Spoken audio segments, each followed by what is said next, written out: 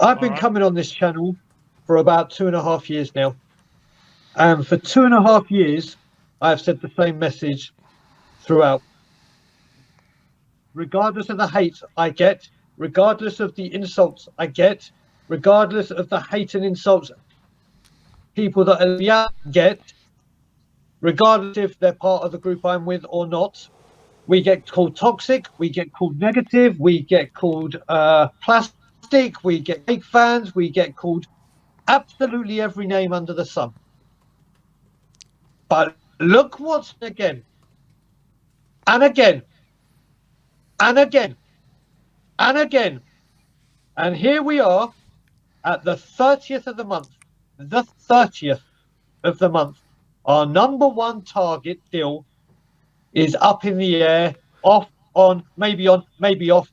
And the words that we all love to hear, Levy is taking over negotiations, fills me with such confidence, such delight.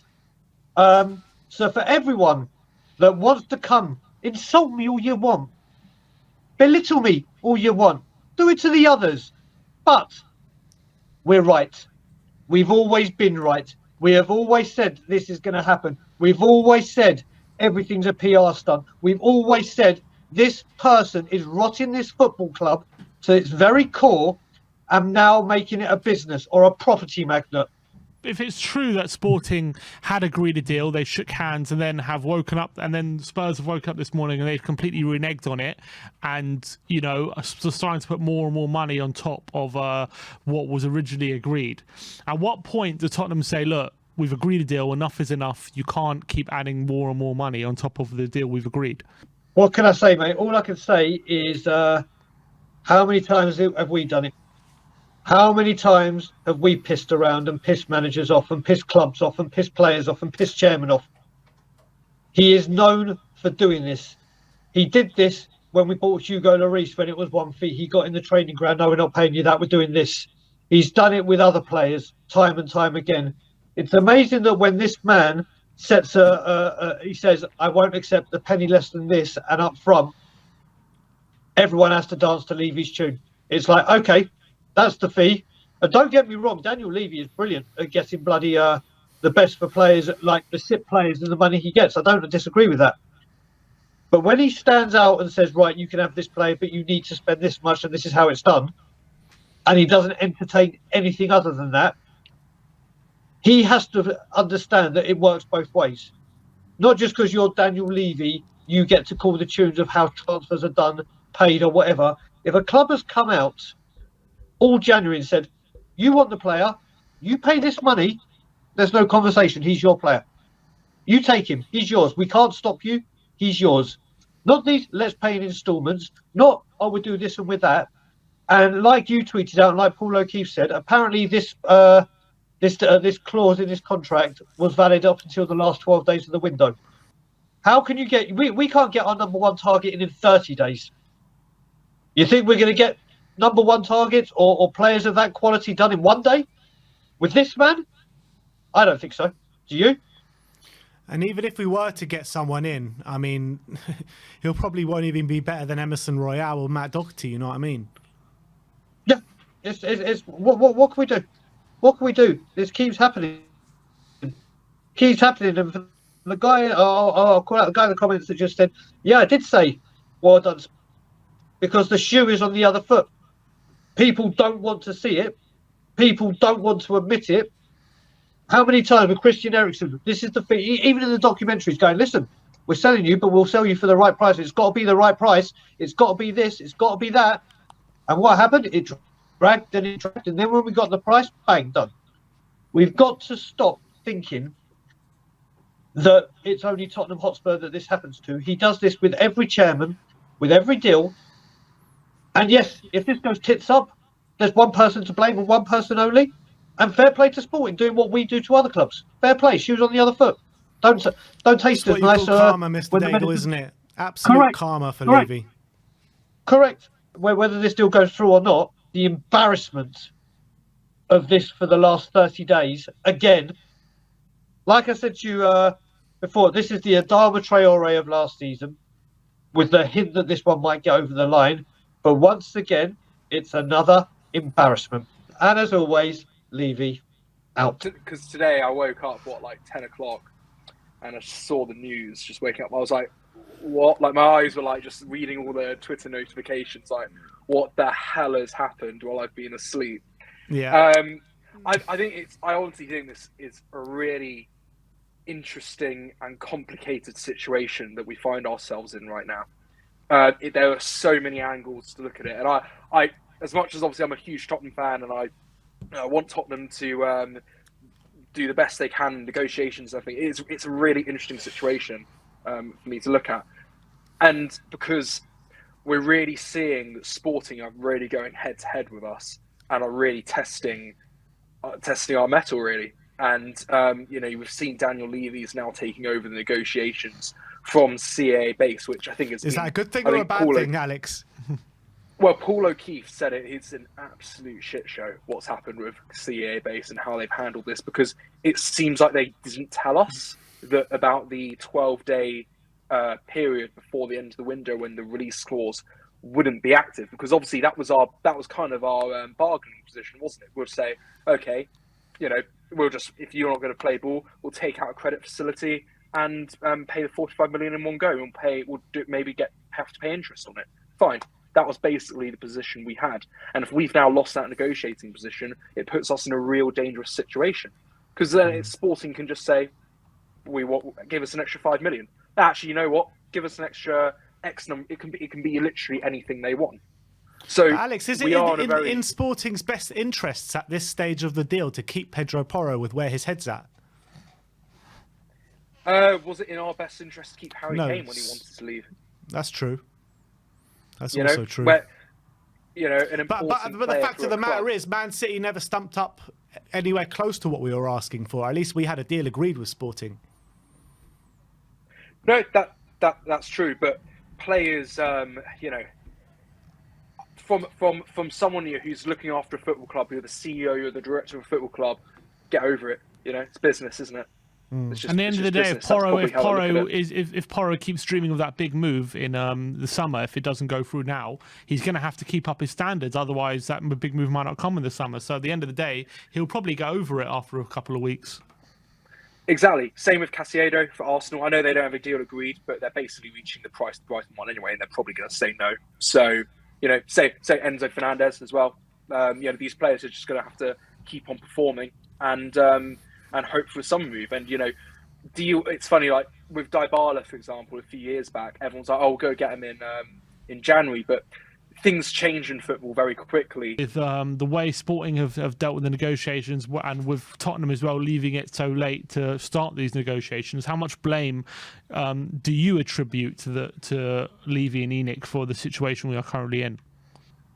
This is probably the most interesting part of it, because I think we've been led to believe that Tottenham had very limited input into these negotiations. It seemed to be the players' representatives that were negotiating with Sporting Lisbon. Obviously, they would have had input from Tottenham of what the price they're willing to pay, etc., that sort of thing.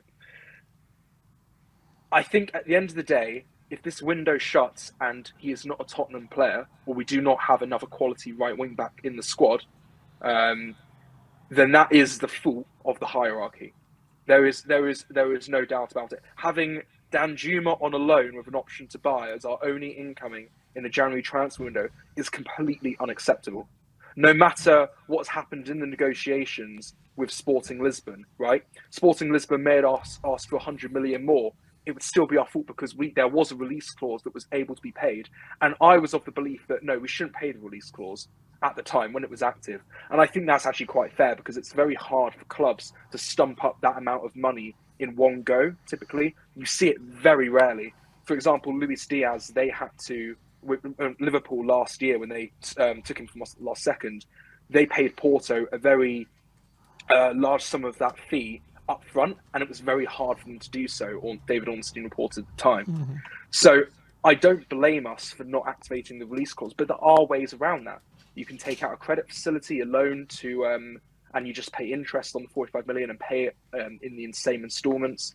There are ways you can do around it. So at the end of the day, it is still majorly the fault of the hierarchy if this deal doesn't go through. If it is only about Yeah. 2.5 million and about these fees that they're talking about, surely it has to get done, right? Yes, but you know, it's Tottenham, and we are going to be petty as hell in this. I'm sure. You know, if they've come round and basically said, "Up yours, we want 2.5 million more." It doesn't matter if they agree to pay it. They're asking for an extra 2.5 million or something like that. You know, Tottenham aren't going to be happy, but they're also holding us over a barrel, aren't they? Because they'll be well informed of our situation, and that we're not in a completely desperate. It's not a disaster or crisis at the club. It's not that stage, but you could be getting there if we don't get our key targets in, and they will be well aware. Yeah, do you know, I was going to come on and just rant, but then I thought, what's the point? There's like no more point in ranting about anything anymore because nothing actually changes. If Sporting have done like what is being suggested and reneged on the deal, having already agreed one, and are now asking for more money, having already agreed a fee with Tottenham, then what should the position be at Tottenham? Should they just swallow their pride and all right, we'll pay more money, or are they right to say, look, we've agreed a deal and we should stick by that deal we've agreed? It's interesting, isn't it? How when Sporting Lisbon moved the goalposts, they're being difficult and they're using unsavoury tactics. But when Daniel Levy moves the goalposts, he's played a blinder. It's always funny how fans flip-flop when it suits them when it comes to Daniel Levy. I think what we're seeing right now is a case of ruthless business in action. Sporting Lisbon are just being brutally ruthless with us. And you know what? They hold all the cards. They've got the leverage. They've got the advantage. We are now in a desperate situation because if we don't get this deal over the line, you bet Conte is going to come out with comments once the window shuts that aren't going to be helpful. You bet the fans are going to go parabolic. And the team will go into the second half of the season with the almighty Danjuma raising the spirits and bringing it home.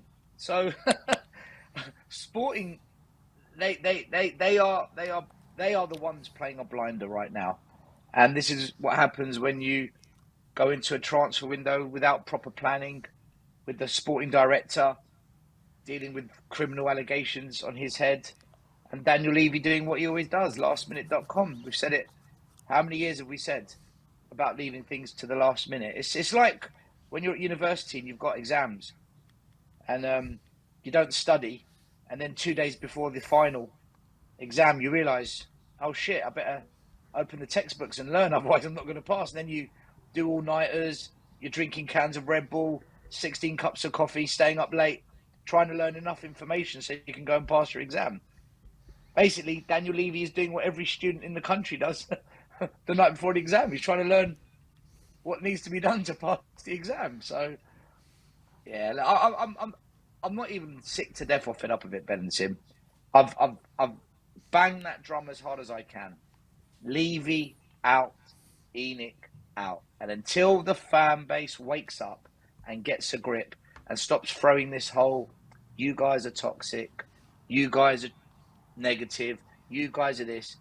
No, we're right. It's the same thing over and over again. And I'll tell you what, if we do get Porro over the line, it doesn't change anything for me, not one bit. Because the life and soul and excitement of this has been sucked out of us. It's not going to be exciting for me if we get him. Alex was saying how, potentially we'll get Bastoni in the summer, and you guys were asking about this 19-year-old we've signed, and who cares? Like, who actually cares? Because we don't know who the manager is going to be. You can clearly see there's no long-term plan with what we're doing. We're winging it. We're literally making it up as we go along. The fact that Brian Hill was even at Spurs, Longley, the fact Bergwijn came in and out, Gedson Fernandez in and out, the fact that we think Danjuma's a good signing. The same fans who said in the summer, Clement Longley and Perisic are very underwhelming signings. They're freebies or they're stopgaps. What's Danjuma? He's a cheap loan deal stopgap. Daniel Levy apparently wasn't in the negotiations with that. They're supposed to be acting for the player and also very close to Spurs. And don't tell me for a second that they didn't know about this release clause expiring with 12 days to go. They should have made Tottenham aware of that from the first day of the negotiations. I don't see why they didn't. Ben, I totally agree. And if anyone's going to now go and blame this group CAA, well, who appointed them to do the work? If people are going to blame Paratici, like some people are blaming Paratici. Who hired him? Who hired Paul Mitchell, Kamoli, Arneson, Baldini? Who hired all these head scouts and sporting directors that all seem to fail at the job? For me, guys, it's very simple. Nothing will ever change at Tottenham. It's not going to change. We are what we are now. There's only two ways things change at Tottenham. One, the fans take massive action. Or Enoch, the owner, says, right, I'm replenishing the board. I'm bringing in a new chairman.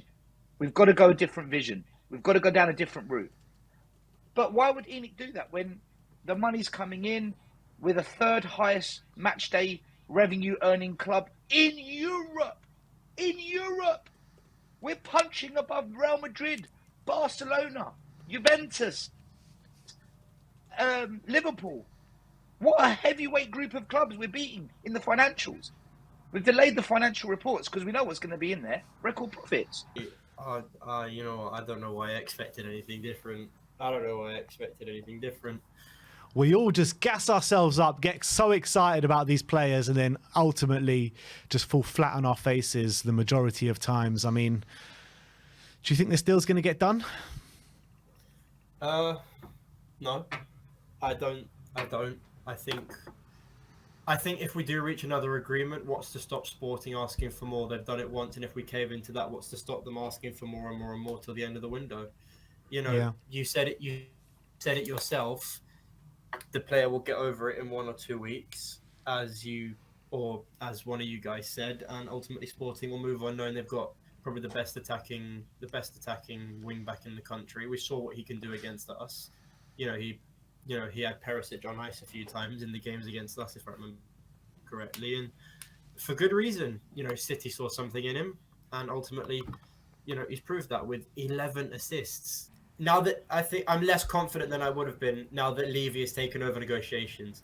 It's like you get the moment in like a movie when the boss enters. You get that boss battle moment. Well, this is more like you get that major ensemble and encore. This is more like a whimper, a sad trombone. It's so anticlimactic for this to all come to a head, and then you hear Daniel Levy's taking over negotiations. You can't make it up, can you, Mikey? You just can't make it up. Well, to be honest, you can, can't you? I mean, it is kind of predictable. You can. Well, you can, because you every Tottenham fan can sit here and think of 5 deals off the top of your head that you've either been underwhelmed with, that we haven't gone through, or that the money just wasn't there. That is the situation as of now. Pedro Porro up in the air at the moment. We don't know what's happening with that. Brian Hill is undergoing his severe medical as we speak.